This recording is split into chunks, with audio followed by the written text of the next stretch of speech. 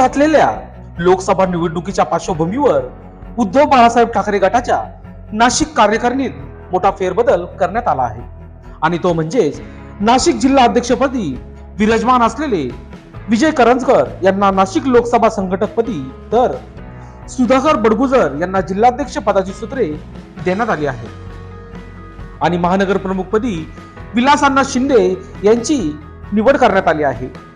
महानगर पदाची सूत्रे हाती घेतल्यानंतर त्यांच्या गंगापूर रोडवरील निवासस्थानी कार्यकर्ते व मित्रमंडळांनी त्यांच्यावर शुभेच्छांचा वर्षाव केला।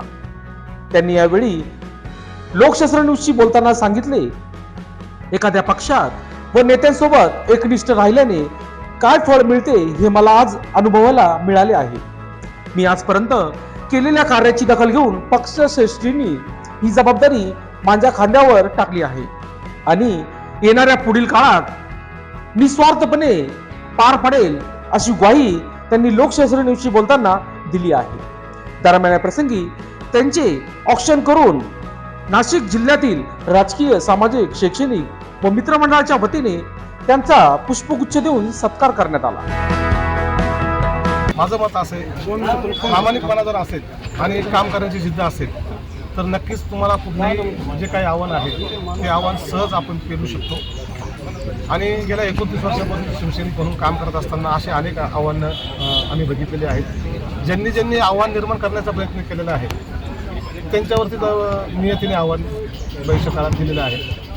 आणि शिवसेना हा एक असा वटवृक्ष आहे जे आज आव्हानाची भाषा करतायत त्यांनाच खऱ्या अर्थाने शिवसेनेने इथपर्यंत आणून पोहोचले। एवढ्या लायकीचं जे समजतात स्वतःला फार मोठे, त्यांना इथपर्यंत आणून कोणी ठेवले? शिवसेनेने आणि शिवसेनेवरती प्रेम करणाऱ्या नागरिकांनी। त्यामुळे आम्हाला आव्हान वगैरे काही नाही।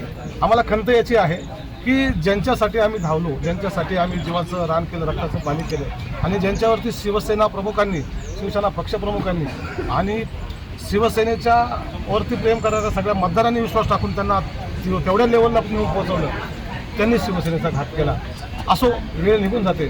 आता मग सांगितल्याप्रमाणे एखाद्या झाडाला चैत्र महिन्यामध्ये पाली गळते आणि ते झाड त्याला एकही पान नसतं, परंतु ते जर आपण बघितलं तर दुसऱ्या 2 महिन्यानंतर त्या झाडाला पुन्हा पाली येते, ते झाड पुन्हा फळ देतं, ते झाड पुन्हा सावली देतं। शिवसेना हा असा वटवृक्ष आहे, त्यामधून येणाऱ्या काळामध्ये नक्कीच या महाराष्ट्राच्या मनामध्ये, महाराष्ट्रातील जनतेच्या मनामध्ये, नाशिक जिल्ह्यातील शहरातील जनतेच्या मनामध्ये जो आदर्श शिवसेना पक्षप्रमुख उद्धवजी ठाकरे साहेब यांनी मुख्यमंत्र्यांच्या काळामध्ये निर्माण केलेला आहे, एक वेगळं आदर्श स्थान राजकारणाचं नव्हे तर कुटुंब प्रमुख म्हणून त्यांनी स्थान निर्माण केलेलं आहे। ते स्थान जनतेच्या मनात आहे। परंतु येणाऱ्या काळामध्ये नक्कीच उद्धवजी ठाकरे साहेब हे महाराष्ट्राचे मुख्यमंत्री आपल्याला दिसतीलच जनतेच्या आशीर्वादाने। परंतु या नाशिक महानगरपालिका असेल, जिल्हा परिषद असेल, पंचायत समिती असेल, ज्या ठिकाणी ज्या निवडणुका होतील त्या ठिकाणी शिवसेना उद्धव बाळासाहेब ठाकरे पक्षाचे उमेदवार निवडून येतील आणि त्यासाठी आम्ही सर्वजण शिवसैनिक पदाधिकारी, जे प्रमुख पदाधिकारी, ज्येष्ठ पदाधिकारी हे सगळेजण जोमाने कामाला लागलो आहोत। येणाऱ्या काळामध्ये नक्कीच आपल्याला जनतेच्या मनामध्ये नेतृत्व दिसेल। गेल्या 56 वर्षाची शिवसेनेचे वटवृक्ष आहे, त्या वटवृक्षाचे मुळं जेवढे खोलवर गेलेले आहेत त्याला काही फळं आली होती, ती फळं खाली पडून कुठेतरी भरकडलेली आहेत। परंतु गेले ते गद्दार, गेले ती फळं जाऊ द्या, परत नव्याने परत फळं येणार आहेत। परंतु ज्या छत्रपती शिवरायांचं स्वप्न होतं की गल्लीपासून दिल्लीपर्यंत आणि चांद्यापासून बांद्यापर्यंत फक्त भगवा फडकवायचा आहे, तेच स्वप्न स्वर्गीय बाळासाहेब ठाकरेंचं होतं आणि त्यांच्या विचारांचा वसा आणि वारसा घेऊन आज अण्णा निघालाय। कशामुळं?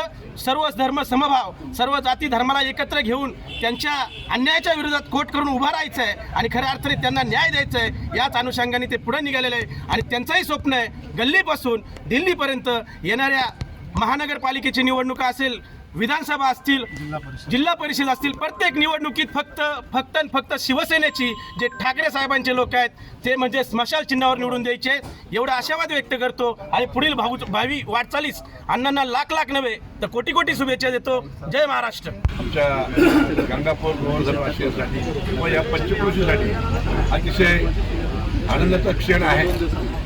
आमच्या अण्णांनी जे कष्ट उपसलेले आहेत त्याचं चीज झालेलं आहे। पक्षाचे अध्यक्ष आदरणीय उद्धव साहेब यांनी अण्णांच्यावरती विश्वास दाखवला आणि त्यांच्यावरती नाशिक शहराची, या महानगराची जबाबदारी सोपवली। त्याचा आम्हाला सार्थ अभिमान आहे। साहेबांना खात्री आहे की अण्णा ही जबाबदारी अतिशय सहजरित्या पेलू शकतील. त्यामुळेच अण्णांच्यावरती ही जबाबदारी दिलेली आहे. मी आमच्या सर्व ग्रामस्थांच्या पंचक्रोशीच्या वतीने अण्णांचं हार्दिक अभिनंदन करतो. त्यांना भावी वाटचालीसाठी हार्दिक शुभेच्छा देतो. जय हिंद, जय महाराष्ट्र. मराठी राजभाषा दिन आहे आणि आपल्याला फार अभिमान आहे की आजच्या दिवशी मराठी माणसाच्या न्याय हक्कासाठी जो पक्ष महाराष्ट्रभर काम करतो अशा पक्षाचं या महानगरचं नेतृत्व विलास अण्णासारख्या एका निष्ठावंत आणि कट्टर शिवसैनिकाला मिळालेलं आहे. याचा मनस्वी आनंद आपल्याला सगळ्यांना आहे आणि त्यासाठी आपण इथे जमलेलो आहोत. मी मराठी दिनाच्या आज सगळ्यांना शुभेच्छा देतो आणि अण्णांनाही शुभेच्छा देतो की अण्णा, विलास अण्णा आगे बढ़ो, हम तुम्हारे साथ है. आणि आज खऱ्या अर्थानं सामान्य शिवसैनिकाला न्याय मिळालेला.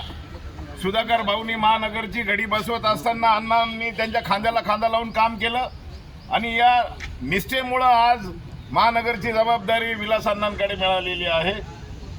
महाराष्ट्र राज्य शिक्षक सेनेच्या या नाशिक विभागाच्या सर्व पदाधिकाऱ्यांच्या वतीनं, सर्व शिक्षकांच्या वतीनं, शिक्षण संस्थाचालकांच्या वतीनं मी अण्णांना खूप खूप शुभेच्छा देतो. अण्णा, तुमच्या नेतृत्वाखाली या नगरीचा महापौर हा शिवसेनेचा बसेल भविष्यामध्ये, अशा प्रकारचा आशावाद आमच्या सगळ्यांच्या मनामध्ये आहे.